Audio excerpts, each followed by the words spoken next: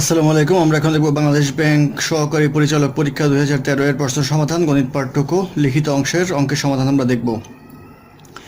অঙ্ক শুরু হয়েছিল 3 নম্বর অঙ্ক দিয়ে। 3 নম্বর অঙ্ক ছিল A, B and C do a job alone in 20, 30 and 60 days respectively.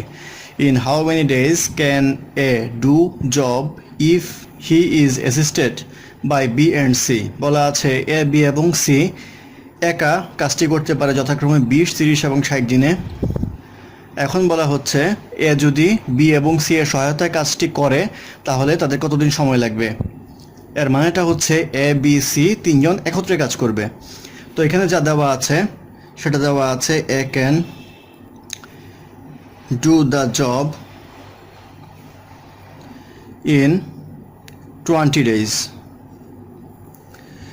B can do the job in 30 days,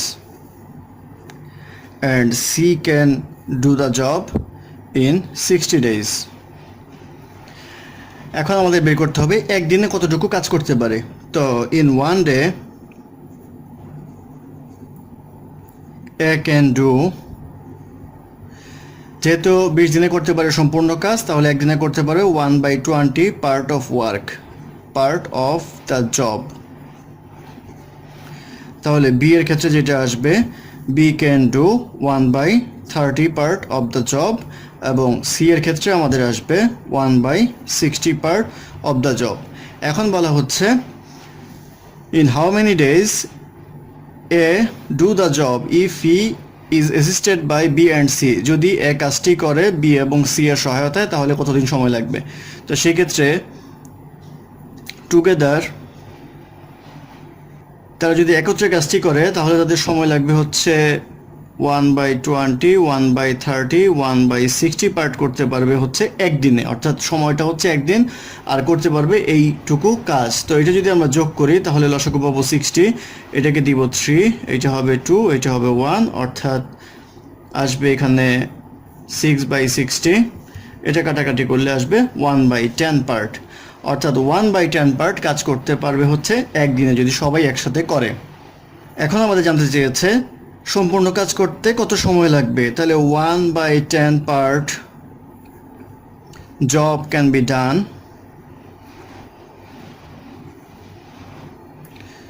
in 1 day। তাহলে ফুল পার্ট জব অর্থাৎ 1 part job can be done 10/1 into 1 equal to 10 days, অর্থাৎ 10 দিন সময় লাগবে সম্পূর্ণ কাজটি করতে, অর্থাৎ এবিসি একত্রে কাজটি করতে 10 দিন সময় লাগবে। এটাই হবে এই কোশ্চেনের আনসার। তারপর অঙ্ক নাম্বার 4। নাম্বার 4-এ বলা আছে bus is travelling with 52 passengers when it arrives at a stop, y passengers get off and 4 get on. At the next stop 1/3 of the passengers get off and 3 get on. There are now 25 passengers. Find out how many passengers got off at the first stop. অর্থাৎ বলা আছে একটা বাসের মধ্যে 52 জন passenger ছিল। তো প্রথম স্টপে Y passenger নেমে গেল এবং 4 জন প্যাসেঞ্জার উঠলো। দ্বিতীয় স্টপে গিয়ে 3 ভাগের 1 ভাগ প্যাসেঞ্জার নেমে গেল এবং 3 জন প্যাসেঞ্জার উঠলো। সর্বশেষ বাসের মধ্যে 25 জন প্যাসেঞ্জার ছিল। সেক্ষেত্রে বলা হচ্ছে প্রথমে যে ওয়াই সংখ্যক প্যাসেঞ্জার নেমেছিল সেই ওয়াইয়ের ভ্যালুটা কত। তো আমাদের বাসের মধ্যে টোটাল প্যাসেঞ্জার 52। এখন বলা হচ্ছে ফার্স্ট স্টপের ক্ষেত্রে আপনারা চিন্তা করেন, ফার্স্ট স্টপে যদি চিন্তা করেন বলা হচ্ছে ওয়াই প্যাসেঞ্জার গেট অফ। তো ওয়াই প্যাসেঞ্জার যদি গেট অফ হয় তাহলে ওয়াই নেমে যাবে আর 4 জন উঠলো, তাহলে প্যাসেঞ্জার কতজন হলো সেটা বের করতে হবে। প্যাসেঞ্জার থাকবে 56 মাইনাস ওয়াই জন, এটা হবে প্যাসেঞ্জারের সংখ্যা। তারপরে সেকেন্ড স্টপে বলা আছে যে প্যাসেঞ্জার ছিল তার 1/3 নেমে গেল, অর্থাৎ প্যাসেঞ্জার ছিল 56 মাইনাস ওয়াই, এটা ছিল আগের প্যাসেঞ্জার, মাইনাস হবে হচ্ছে এটার 1/3 অর্থাৎ 56 মাইনাস ওয়াই বাই 3, অর্থাৎ 56 মাইনাস ওয়াই বাই 3 প্যাসেঞ্জার নেমে গেল এবং উঠলো কয়জন, গেট অন করলো 3 জন।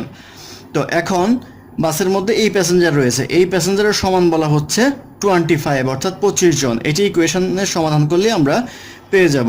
তো 56 আর 3 যদি আমরা যোগ করি তাহলে পাবো হচ্ছে 59 minus y minus 3 by 56 minus y equal to 25 বা যদি আমরা 3 নিচে লসাগু করি তাহলে পাবো 177 minus 3y minus 56 plus y equal to 25 এটি ইকুয়েশন করলে পাওয়া যাবে 177 minus 2y minus 56 equal to 3 25 75 বা minus 2y এটা যদি আমরা বিয়োগ করি তাহলে পাবো minus 46 বা y equal to পাওয়া যাবে minus 46 divided by minus 2 equal to 23 অর্থাৎ y এর ভ্যালু আসছে 23 এটাই আমাদের জানতে চাওয়া হয়েছে যে y প্যাসেঞ্জার যে গেট ডাউন করলো প্রথম স্টপেজে কতজন নামলো সেই ক্ষেত্রে 23 জন নামলো 23 হবে এই কোশ্চেনের आंसर তারপর অঙ্ক নাম্বার 5 এ বলা আছে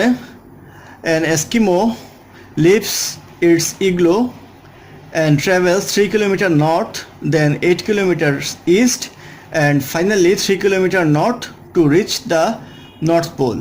How many kilometers does he have to travel to return to his igloo in a straight line?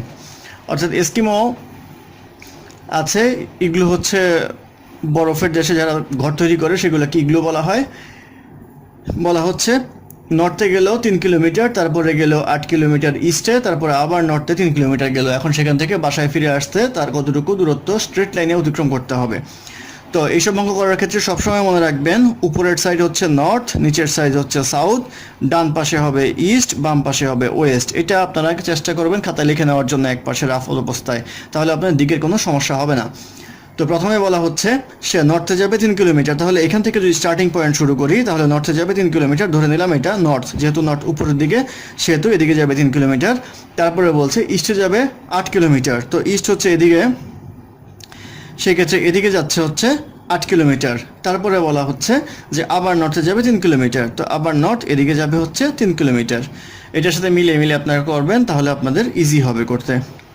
এখন জানতে চাওয়া হয়েছে যে এখান থেকে আবার স্ট্রেট লাইনে রিটার্ন করতে কত কিলোমিটার দূরত্ব অতিক্রম করতে হবে তো এখানে যদি আমরা একদম স্ট্রেট লাইন আঁকি তাহলে দেখেন এখানে যদি একটা দাগ দেই তাহলে এটা একটা ত্রিভুজ হয় এখানে 3 বলেছিল এটা 3 তাহলে এটাও 3 হবে অর্থাৎ টোটাল যে ডিসটেন্সটা এটা হবে 6 আর এটা যেহেতু প্যারালাল 8 তাহলে এটার প্যারালাল এটা এবং সমান সেই ক্ষেত্রে এটাও 8 অর্থাৎ যদি ত্রিভুজ হিসাব করি আমরা তাহলে আসবে এমন এটা আসবে 8 এটা আসবে 6 তো এখন এটা একটা সমকোণী ত্রিভুজের পিথাগোরাসের উপপাদ্য আমরা যদি বের করি ধরি আমরা এ বি সি তাহলে আমাদের বের করতে হবে হচ্ছে এসির ভ্যালুটা অর্থাৎ এই ভ্যালুটা আমরা জানি AC square equal to AB square plus BC square অর্থাৎ অতিভুজ স্কয়ার ইকুয়াল টু লম্ব স্কয়ার প্লাস ভূমি স্কয়ার তো এবি স্কয়ার এখানে আমরা লিখব হচ্ছে 8 স্কয়ার প্লাস এটা লেখা যায় হচ্ছে 6 স্কয়ার তাহলে 64 প্লাস 36